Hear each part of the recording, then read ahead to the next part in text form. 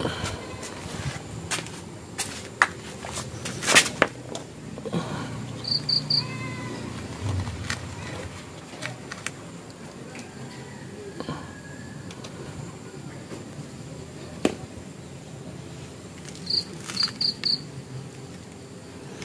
assalamualaikum warahmatullahi wabarakatuh. Jumpa lagi bersama channel saya, Master Golden. Iya, kondisi mendung-mendung kayak gini guys. Nah, ini mendung-mendung, saya bawa Anda untuk melihat suatu tanaman. Dan nama tanaman ini adalah tanaman pekarangan ya, atau tanaman liar yang biasa tumbuh di pekarangan, di hutan-hutan dan tempat-tempat tertentu. Tanaman ini akan sangat susah dijumpai ketika musim kemarau. Lah ini ada hujan, ada yang tumbuh juga kayak yang ini. Buahnya warnanya merah, semerah-merahnya itu. Nah, dan Anda lihat itu ada duri-durinya di antara tangkai. Nah, ini durinya hampir ke seluruh tubuh tanaman ya. Durinya itu bisa sampai daun, bahkan daunnya itu aja durinya. Dan durinya ini enggak lunak guys. Ini durinya kayak gini nih, landep pol. Nah, lalu apa yang mau saya tunjukkan? Ini durinya nih. Ini kayak gini menusuk, ini masuk. Ini bukan aksesoris ya. Aksesoris saja, ini bukan aksesoris. Ini benar-benar duri untuk melindungi suatu tanaman ini. Sebenarnya di alam itu sudah ditunjukkan kepada kalian semua, sudah ada ciri-ciri khususnya ya. Tanaman-tanaman, hewan-hewan yang berbahaya, hewan-hewan yang katakanlah beracun ya, atau berbahaya bagi keselamatan manusia. Contohnya salah satu adalah tanaman ini. Ini sejatinya adalah terong hutan guys. Terong hutan namanya. Buahnya merah. Ini merahnya udah lama banget tapi nggak jatuh-jatuh ini. Ini karena ditaruh di pot jadi nggak bisa besar. Ciri-ciri terong hutan adalah buahnya ketika masih belum matang dia akan hijau seperti terong sayur atau terong yang buat lalapan itu pada umumnya. Dan daunnya ini hampir seluruh kujur daun. Nah ini bahkan ini di bawah itu penuh duri. Nah, dari tangkai, dari daun sampai buahnya ini kelopak buahnya ini penuh duri. Nah, ini adalah ciri-ciri kalau tanaman-tanaman berduri itu beracun ya guys. Nah, salah satunya sebagaimana hewan-hewan serangga, ular, atau hewan-hewan melata dan kecil. Biasanya kalau hewan-hewan beracun itu dia warnanya makin cerah dan makin menarik, makin beracun. Nah, ini tanaman juga seperti ini. Warnanya cerah dan tiap daun itu ada durinya. Sebenarnya ini secara naluri atau secara alami dia mengingatkan kepada semua makhluk ya. Ketika yang berduri seperti ini, dia intinya berbahaya lah, seperti itu. Nah, sebagaimanapun berbahayanya suatu tumbuhan dan hewan pasti adalah ada fungsinya bagi manusia. Salah satunya ini saya dipesenin oleh sahabat MG atau teman saya yang merupakan ya termasuk guru saya juga yang buat untuk masalah hutan-hutan ya, berpetualang di hutan. Terus ini itu nanti kita akan temui karena ini juga bisa buat obat dan beliau juga butuh tanaman ini karena kalau lagi pas dicari itu sangat susah guys. Iya benar, beliau butuh banget, teman saya itu butuh banget tanaman ini untuk sebagai obat. Untuk obat apa? Nanti kita akan tunjukkan dan kita akan bawa ke rumah teman saya. Saya akan kasih tahu dan saya akan tanya-tanya juga di sana untuk obat apa sih sebenarnya tanaman beracun ini. Ingat guys, ini beracun. Jadi ketika dimakan itu efeknya bisa mematikan. Jadi kalau lihat kayak gini jangan diplok aja ya, walaupun Anda selapar-laparnya. Oke, kita lanjut. Kita langsung ke tempat teman saya, yaitu seorang master dan bisa dikatakan master ya. Dia itu pengalaman sekali untuk jelajah hutan di malam hari. Di malam hari hanya 1 orang, 2 orang. Jelajah hutan itu bisa sendiri. Jadi 2 orang pun itu tidak bersama, pasti pencar dan di hutan guys. Nah itu untuk nyari apa? Ada-ada saja. Ia juga termasuk master dalam perburuan ikan atau penembak ikan. Nah, salah satu orang yang terkenal atau dikenal itu mampu memanggil ikan. Nah, unik sekali kan? Nah, tonton terus keseruannya. Jangan lupa subscribe dan tekan tombol loncengnya untuk sahabat MG di seluruh Nusantara akan selalu mengikuti petualang-petualang saya di setiap harinya. Oke, kita lanjut. Kita woyo.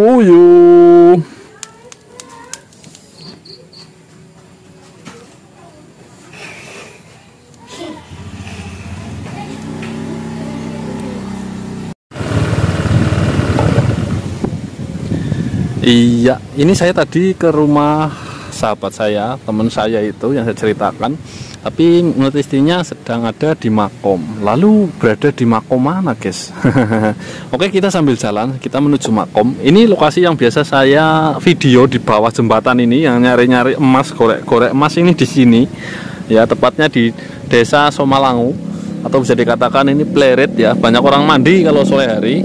Nah, ini arah ini yang ke Makom Syekh Taifur.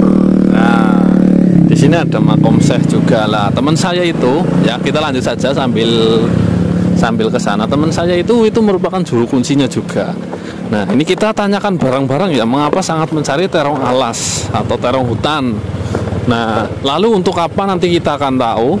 Jadi kita sambil menyelam kumur-kumur.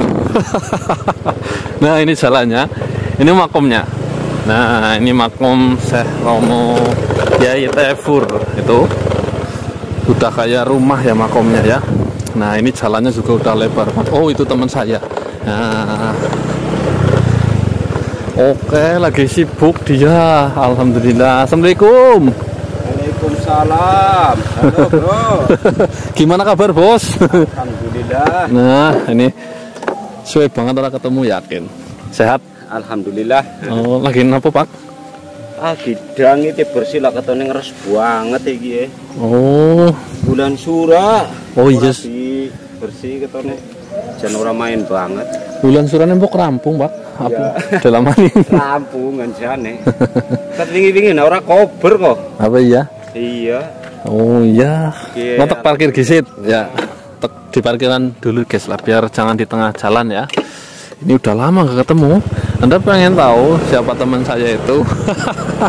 Oke, nanti mungkin akan menjadi sebuah konten lagi ya. Karena ini suatu bukan petilasan lagi makom ya. Makom di mana ini pendiri Somalangu. Somalangu itu juga tercatat dalam negara. Jadi dulu itu ada semacam, nanti kita tanyakan. Tapi untuk menjadi konten yang kedua itu makom Syekh Taifur bin Syekh Abdul Rahman Somalangu Sembradi Kebumen. Ini posisi makomnya. Nah, mengapa di Somalangu itu merupakan pusat pemerintahan zaman dahulu, itu nanti ada ceritanya.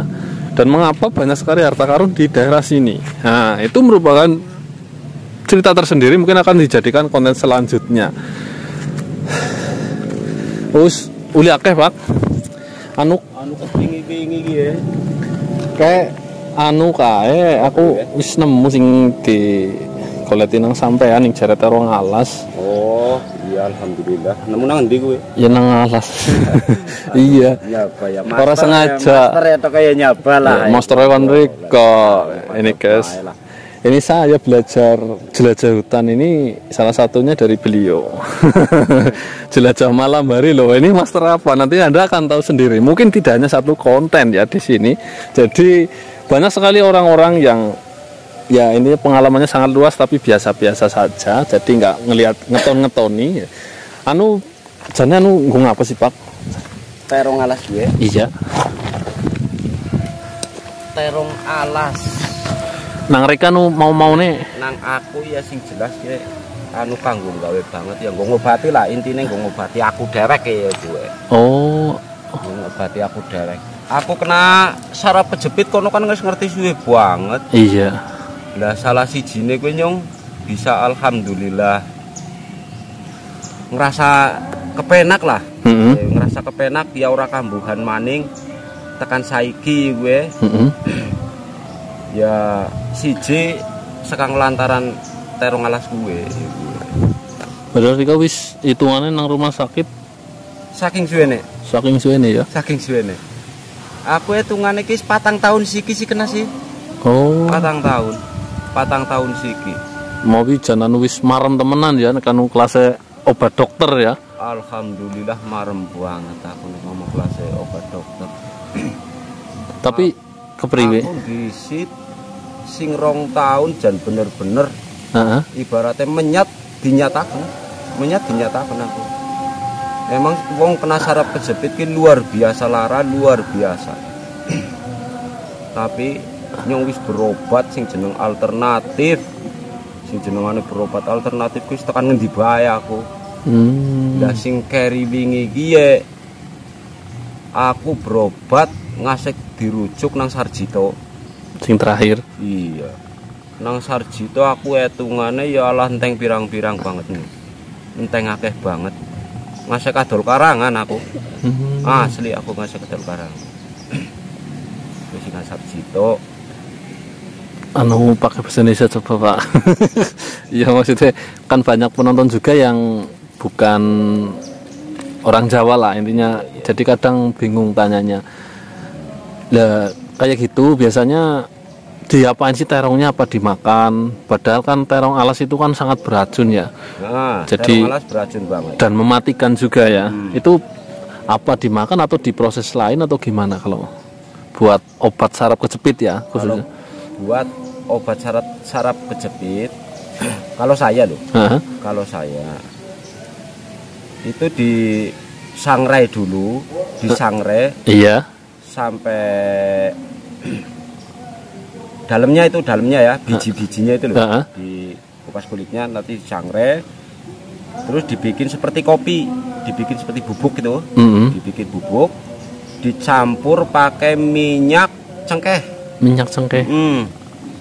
dicampur pakai minyak cengkeh. Itu yang saya alami. Terus buat ngapain itu? Diminum apa gimana? Bukan, dioleskan di tempat yang sakit. Oh, buat obat oles. Nah, sambil diurut-urutkan itu.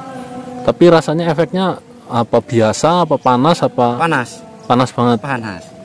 Ya kalau panas banget sih ya, mungkin kalau yang bisa nahan seperti saya sih ya, cuman panas gitu ya. Mungkin ya ada yang merasa panas banget ya. Ada ya. Ada. Tapi kalau saya sendiri itu ya cukup merasa panas lah. Lah itu benar-benar dalam berapa pengobatan langsung sembuh apa tetap bertahap? Bertahap. Tapi jelas rasanya gitu ya. Tapi jelas. Bertahap tapi pasti. Seperti itu ya. Yang saya alami. Oh berarti keren juga ya. Padahal sampai wis berobat wis obat dokter sampai marem lah ya. Itu alternatif lah ya. Monggo. Ini guys, ini posisinya kita duduk-duduk di depan makam Syekh Romo Kyai Tefur. Ini sebelah sana, mohon maaf. Nah sebelah sana ini pondok semua. Pondok putrane nggih. Al-Kafi apa? Kalau sebelah sini Al-Kafi, Pondok Putri. Kalau sebelah sana itu Pondok Putra Al-Kafi. Oh iya. Somolangu. Sekedar informasi guys, ini Pak Master ini belum diperkenalkan ya. Namanya Yan Koko ya, itu di Facebooknya juga ada. Semua pembedil atau pemburu di Kebumen itu tahu ya.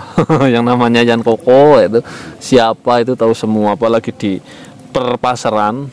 Nah ini salah satu guru saya ini di jelajah malam yang ngajari kalau ke hutan malam hari itu ngapa, apa saja yang perlu diwaspadai seperti itu. Dan bahkan dia sampai sekarang bisa sendirian ke hutan manapun sendiri guys. Tanpa ada rasa takut ya. Medi siapa Nah ini salah satunya, bisa dibilang ini monsternya monster, intinya inti core to core ini. Jadi suatu saat kita akan konten. Jadi salah satu orang yang terkenal bisa manggilikan juga. Jadi yang lain itu Mas Rikan nggak dapat apa-apa, beliau dapatnya ya ngeri. Itu kelasnya segini-gini, ini belum ditembak guys. Ini salah satunya. Banyak sekali orang-orang yang istimewa di sekitar kita, tapi tidak menonjolkan keistimewaannya. Jadi memang kita harus menghargai semua manusia, siapapun, karena kita tidak tahu. Ibarat manusia itu lautan guys. Lautan itu dalamnya itu kita tidak akan pernah tahu. Tapi kalau kita tahu lautan itu besar, pasti kita akan selalu menghargai lautan, tidak meremehkannya. Oke, kita kembali ke topik selanjutnya. Lah kira-kira ada fungsinya lain nggak Mas Anup? Kalau yang namanya terong alas itu bisa difungsikan untuk mengobati sakit gigi. Sakit gigi yang sudah menaun. Itu benar-benar bisa sembuh kalau bisa mengolahnya. Tapi lumayan rumit kalau untuk menerangkannya. Itu harus ada medianya. Contoh lah ya. Contohnya lah. Soalnya itu prosesnya Prosesnya rumit ya. Rumit. Tapi benar-benar bisa untuk mengobati sakit gigi yang sudah menaun. Bahkan sampai tidak pernah kambuh gitu ya. Berarti insya Allah ya enggak kambuh kalau sudah itu. Awal mulanya disit sampai kena saraf kejepit sih kepriwe? Ya posisi saat saya berburu. Oh, maksudnya ketembak apa gimana? Enggak, jatuh. Jatuh? Iya. Oh, jatuh di jurang itu? Jatuh di jurang. Oh, tapi waktu jatuh itu langsung sakit banget apa enggak? Enggak. Lumayan sakit.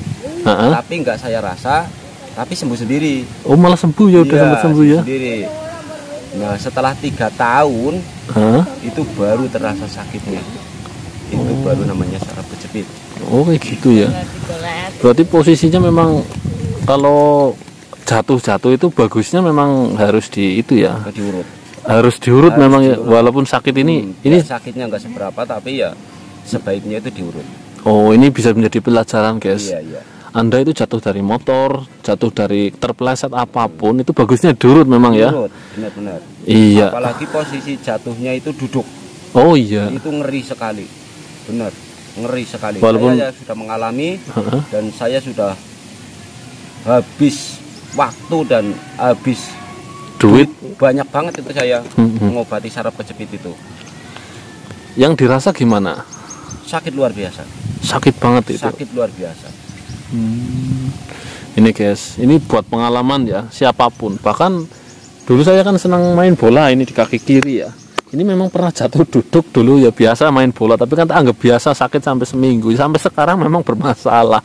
Jadi sekarang itu kaki yang kiri ya agak bermasalah lah, intinya seperti itu ya. Saya inget ya, cerita teman saya, memang kalau jatuh duduk apapun modelnya, jatuh sakit tapi nggak lama, tetap harus diurut ya. Maksudnya itu bisa jadi bom waktu guys. Salah-salah ya bisa jadi semacam penyumbatan pembuluh ya, atau pergeseran urat. Iya. Nah, itu bisa jadi suatu pengalaman ya bagi kita semua.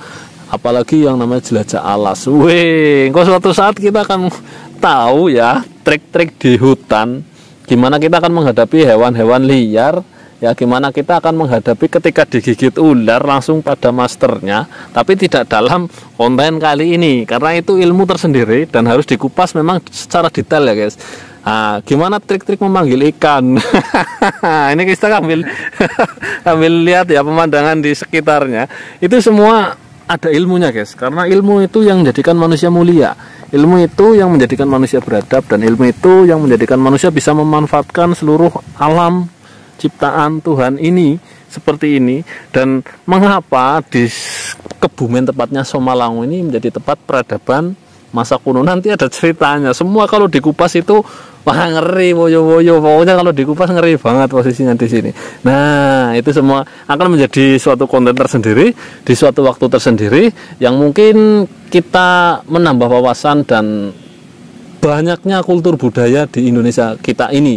Selain budaya, banyak sekali yang saya tunjukkan, seperti halnya kekayaan alam kita dan sifat-sifat baik dari ilmu-ilmu itu sendiri dalam tanah Jawa. Ada wejang-wejang atau apa yang bisa disampaikan kepada sahabat MG, monggo, tentang masalah ya itulah apa, monggo sampaikan wejang-wejangnya. Ya, bagi para pendengar semuanya atau bagi para saudara semuanya yang mendengarkan, sahabat MG, saya berpesan, janganlah kalian berputus asa saat merasakan sakit. Iya. Pasti semua itu ada obatnya. Betul. Sebab yang namanya sakit atau berobat itu bukan hanya bagian dari dokter, tapi yang ada yang memang harus pakai herbal itu ada. Contohnya ya seperti saya ini. Saya berobat ke dokter saraf sudah lama sekali. Saya belum merasakan yang enak seperti sekarang ini.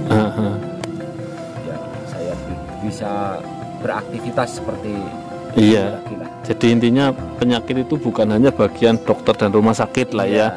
Ada juga yang bagian herbal, atau ada juga yang bagian juga dari doa-doa. Contohnya ada yang didoakan sembuh, karena penyakit itu datangnya juga bukan hanya dari bakteri ataupun yang lainnya ya. Ya, bisa juga dari ya, gangguan makhluk lain ataupun sistem lain, yang intinya tidak hanya obat dokter seperti itu. Bagi para sahabat MG, saya berpesan, jikalau Anda semua itu Anda merasakan atau jatuh saat bekerja atau saat beraktivitas, iya, jangan pernah menyepelekan yang namanya jatuh. Biar tidak sakit, walaupun itu sakitnya tidak seberapa, tapi saya berpesan urutlah, dipijit lah ya, dipijit, dipijat, diurut. Itu untuk jangan dibiarkan. Kalau sudah merasakan seperti saya, memang benar-benar luar biasa yang namanya saraf kejepit. Itu untuk itu ya, menghindari nantinya ya, efek nantinya ya, jangka panjang. Jangka panjangnya itu kalau yang namanya saraf kejepit itu tidak langsung dirasa, itu tidak. Itu saya mendengar sendiri dari dokter bilang, itu paling cepat 3 tahun baru terasa, dari 5 tahun bisa baru terasa. Oh, dari kejadian awal? Iya, dari kejadian saat kita jatuh. Oh, seperti itu guys. Ya semoga saja wejangan-wejangan ini bermanfaat ya. Yang jelas selalu hargai setiap manusia dan selalu ya bangga menjadi bangsa Indonesia, karena siapa lagi kalau bukan kita yang bangga terhadap bangsa Indonesia. Orang asing tidak mungkin, hanya senang dengan Indonesia. Oke, sampai di sini dulu perjumpaan kita bersama channel saya Master Golden. Wassalamualaikum warahmatullahi wabarakatuh.